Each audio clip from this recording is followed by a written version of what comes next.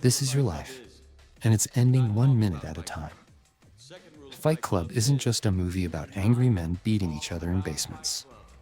It's a searing critique of modern society consumerism, masculinity, identity, and the very system we've built our lives around.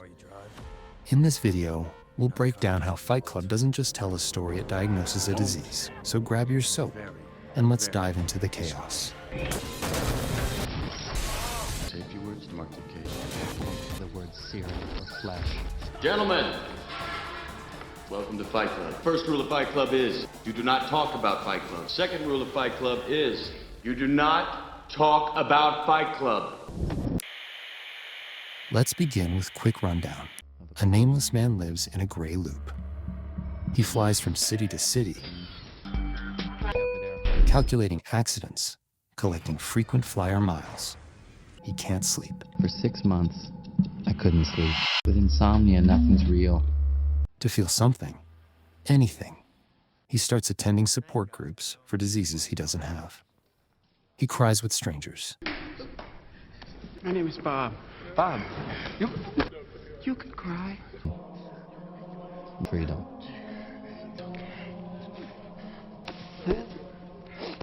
He sleeps better. He didn't just attend these support groups. He became addicted to them. They were his only escape, the one place he could actually feel something. Pain. Remember to breathe and step forward into your cave. Then comes Marla Singer, Everything. chain-smoking, careless, and chaotic. She's not just another faker like him. She ruins everything. A liar, I'm on to you. a mirror. What? Yeah, you're a faker. Sorry. Right, but you're not dying the way Chloe back there's dying. So? So you're a tourist. His apartment explodes. Everything he owns becomes ash. Enter Tyler Durden, soap maker, philosopher, anarchy in a red leather jacket. Things you own end up owning you. They start a fight just to feel pain. It works.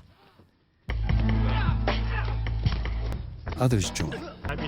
A secret club is born. The first rule of Fight Club is you do not talk about Fight Club. It grows, becomes something else. Violent, ritualistic. Tyler forms Project Mayhem. Men in black boots, erasing debt, destroying the structure of modern life. Good job. It's only after we've lost everything that we're free to do anything. But things twist. Tyler stops asking. He commands. And then he disappears. The narrator follows his ghost across cities. What he finds is terrifying. Who do you think I am? You're Mr. Durden. The man he feared, the man he admired, the man he couldn't control was him all along. He fights Tyler in an empty parking lot in his own mind. We should do this again sometime. First night at Fight Club, you have to fight. Edward Norton's character, the narrator, lives a life curated by catalogs. He doesn't have a personality. He has a lifestyle. And that's the point. In Fight Club, identity is no longer something we build, it's something we buy.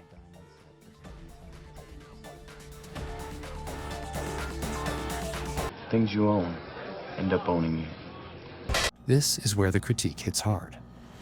Fincher and Palahniuk are channeling thinkers like Jean Baudrillard.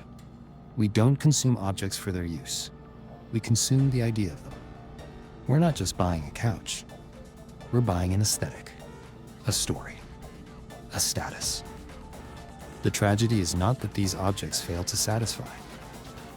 The tragedy is that they were never meant to. Not off. The narrator's breakdown is a result of this disconnect. He's bought everything but still feels nothing. That's not depression. That's late-stage capitalism. You want to see pain? Swing by First Methodist Tuesday night. See the guys with testicular cancer. That's pain. Now, let's talk about men. Or rather, the crisis of being a man in a world that no longer needs what traditional masculinity offers. We're a generation of men raised by women. I'm wondering if another woman is really the answer we need. The men of Fight Club are domesticated, disempowered, and spiritually bankrupt. They turn to violence. not for dominance, but for feeling. It's primal, raw, real. We're the middle children of history, man. No purpose or place. We have no great war, no great depression. Our great war is a spiritual war. Our great depression is our lives. We've all been raised on television to believe that one day we'd all be millionaires and movie gods and rock stars. But we won't. We're slowly learning that fact. And we're very, very pissed off. This is where the film echoes works like Iron John by Robert Bly or Susan Faludi's Stift. Men are searching for initiation, for something sacred. But all they get are Starbucks and spreadsheets. In Iron John, Robert Bly explores the idea that modern men have lost touch with a deep mythic masculinity, something Fight Club channels through its raw, primal fight rituals as a misguided attempt to reclaim initiation and purpose.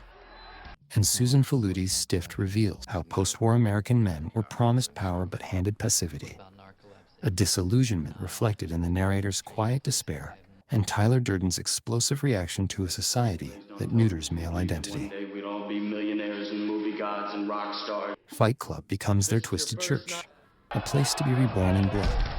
But what they're really fighting isn't each other. It's the lie of who they're told to be. I felt like putting a bullet between the eyes of everyone. Marla walks through the film like a cigarette ghost, always half in shadow, always leaving a trace of smoke behind. She's not just a character, she's a rupture, a contradiction the narrator can't absorb. He meets her at support groups. Hey, we need to talk. They're both lying. Sure. They're both searching. I'm on to you. But while he's trying to disappear, she seems to know how to survive by not pretending. I'll expose you. I'll expose you. Come together, let yourselves cry. I'm not kidding, and I need this.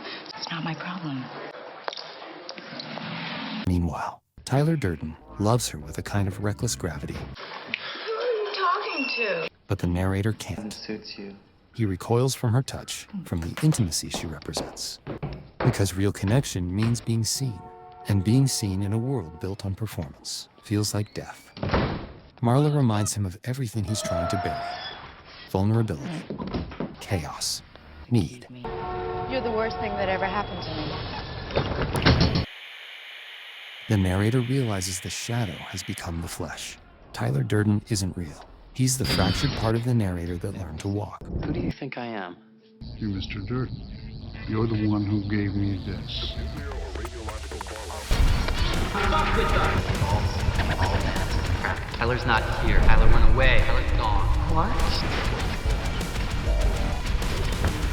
That's what we should do if we get it done. First night at Fight Club, we have to fight. But this isn't just a gotcha moment. It's a metaphor. Tyler is the narrator's unconscious revolt, the return of the repressed. Jung would call Tyler his shadow self. Freud might say he's the id, the pure, instinctual drive unrestrained by morality or reason. Tyler is everything the narrator wishes he could be. Confident, fearless, liberated. But he's also destructive, seductive, and ultimately psychotic. He's a warning, not a model. Beyond personal identity, Fight Club lashes out at the cold institutions of modern life. Airlines, insurance companies, the corporate ladder. Take the number of vehicles in the field, A, multiply it by the probable rate of failure, B, and multiply the result by the average out-of-court settlement, C. A times B times C equals X. X is less than the cost of a recall. We don't do one. Are there a lot of these kinds of accidents? Wouldn't believe. Which car company do you work for? A major one. Even support groups are commodified. Suffering is repackaged as catharsis for people who never actually heal. It's therapeutic consumerism. Every system in Fight Club, from healthcare to therapy to employment, is depicted as sterile, indifferent, or absurd. God damn it, an entire generation pumping gas, waiting tables, slaves with white collars. Advertising has us chasing cars and clothes, working jobs we hate so we can buy shit we don't need. I once worked a job where I sorted emails for 12 hours a day. At some point, the sentences started speaking back to me. That's what Fight Club feels like. A breakdown disguised as revelation. At the end, buildings fall, credit records erased. But there's no screaming, no chaos. Just two people holding hands in front of a window as the Pixies sing, "Where is my mind?" It feels like the end of something intimate, like waking up after a long dream and finding the world has slightly tilted on its axis. Tyler wanted a revolution. The narrator wanted peace. The audience? Maybe we just wanted a question we could sit with in the dark. In the end, Fight Club doesn't offer a solution. It detonates the question. What does it mean to be real in a world built on illusions? And remember, the first rule of Fight Club is not the most important one.